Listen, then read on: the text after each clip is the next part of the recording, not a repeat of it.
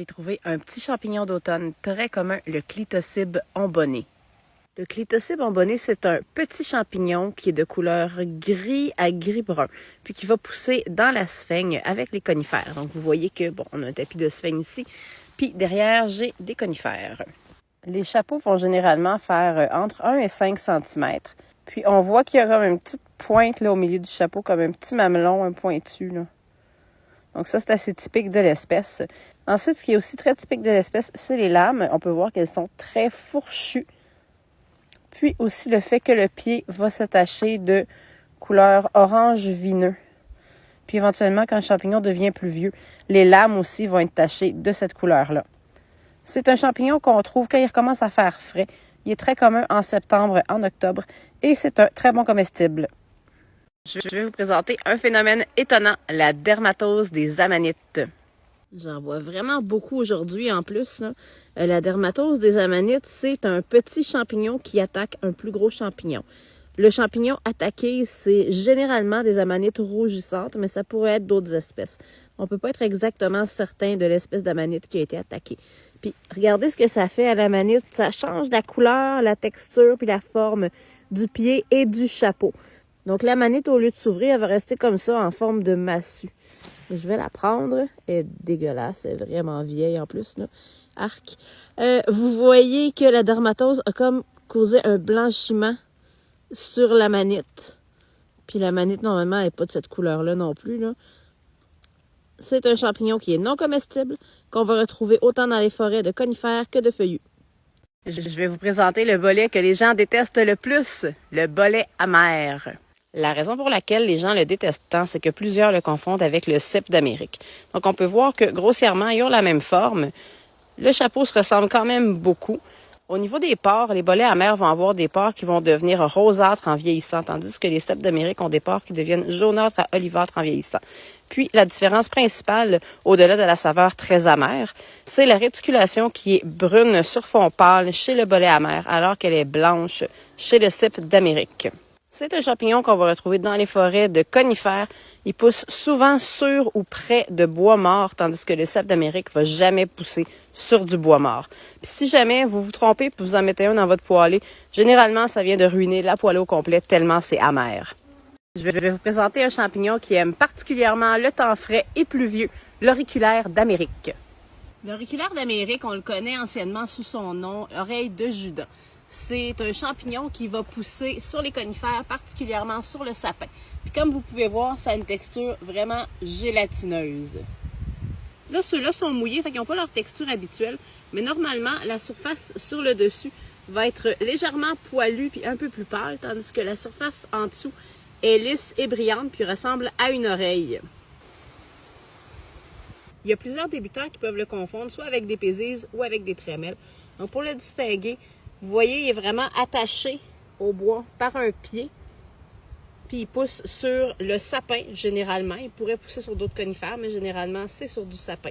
Puis portez vraiment une attention particulière à la texture extérieure et intérieure du champignon. Ça va aussi le distinguer des trémelles et des pézises.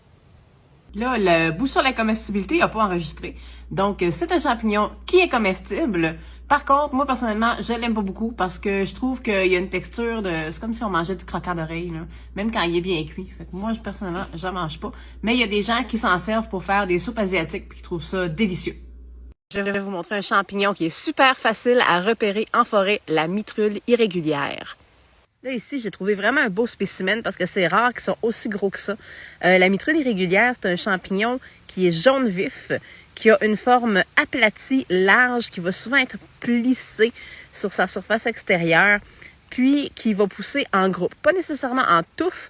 Des fois, vous allez en trouver peut-être 2-3 collés ensemble, mais c'est plus en groupe. Fait que vous voyez, j'en ai un là, mais regardez là-bas, là, j'en ai plein. Fait que vous voyez, c'est vraiment en groupe et non pas en touffe. On les trouve dans les forêts de conifères, particulièrement dans les secteurs où il y a de la sphaigne au sol. Présentement, dans mon secteur, il y en a vraiment partout, puis ils commencent à pousser. Ils ne sont pas encore super grosses. Je vais revenir dans quelques jours pour en cueillir parce que c'est un comestible que je n'ai jamais goûté et dont j'ai entendu dire que c'est quand même assez intéressant. Donc, je vais les laisser pousser parce que présentement, ils sont vraiment pas très grosses, là. Puis, je vais revenir et je vais vous dire si c'est bon. Faites attention en forêt, il y a d'autres espèces qui peuvent ressembler, qui poussent dans le même type d'habitat. Si jamais vous voyez un champignon qui ressemble à ça, mais qui est plus mince, qui pousse en touffe, puis qui est de la même couleur, très probablement que vous avez affaire à la clavère fusiforme. Là, people, il faut qu'on se parle. J'ai appris que cette année, il y a eu 2 cas d'intoxication à l'amanite vireuse. Un cas au mois d'août, un cas au mois de septembre. C'est 2 personnes qui se sont ramassées à l'hôpital, une personne qui a été prise à temps et ont été capables d'empêcher les dommages à son foie. La deuxième personne a dû avoir une greffe de foie. Pour le reste de sa vie, il va devoir prendre des médicaments pour éviter de rejeter le nouvel organe. Je veux juste être très, très claire. Les vidéos que je fais, ce n'est pas pour vous permettre d'aller en forêt cueillir des champignons que vous allez manger le soir même. Si vous êtes débutant, vous ne devez absolument pas faire ça.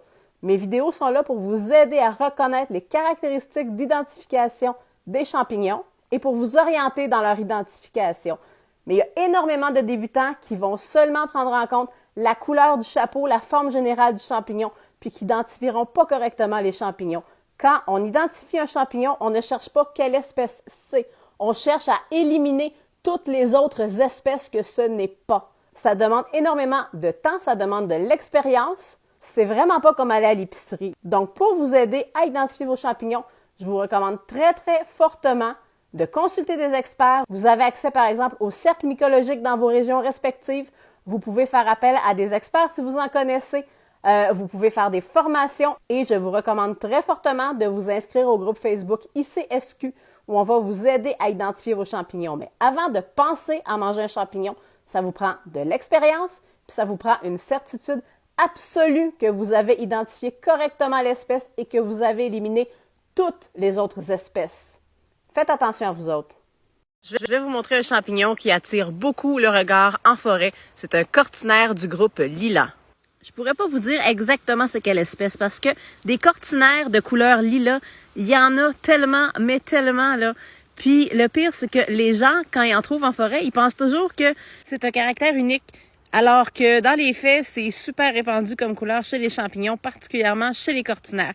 Puis il y a beaucoup de gens qui vont prendre ces champignons-là pour des pieds bleus, qui est un comestible très recherché. Alors que les cortinaires ne sont généralement pas comestibles, puis de toute façon, sont tellement difficiles à identifier que même s'il y en avait un comestible dans la gang, il ne faudrait pas prendre de chance. Donc, vous voyez que le chapeau est vraiment d'un beau mauve lilas. Puis là, je vais vous en montrer un plus vieux ici. Puis il peut avoir tendance à pâlir, puis même à brunir. J'en ai ici un là, qui a commencé à brunir. Puis la façon qu'on fait pour s'assurer que c'est un cortinaire, c'est qu'on regarde sous le chapeau.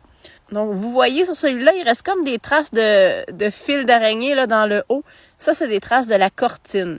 Puis on voit aussi qu'il y a des restes de cortine sur le pied. Puis la sporée de couleur rouille est tombée dans la cortine, puis on peut très bien la voir autant dans les lames que dans la cortine.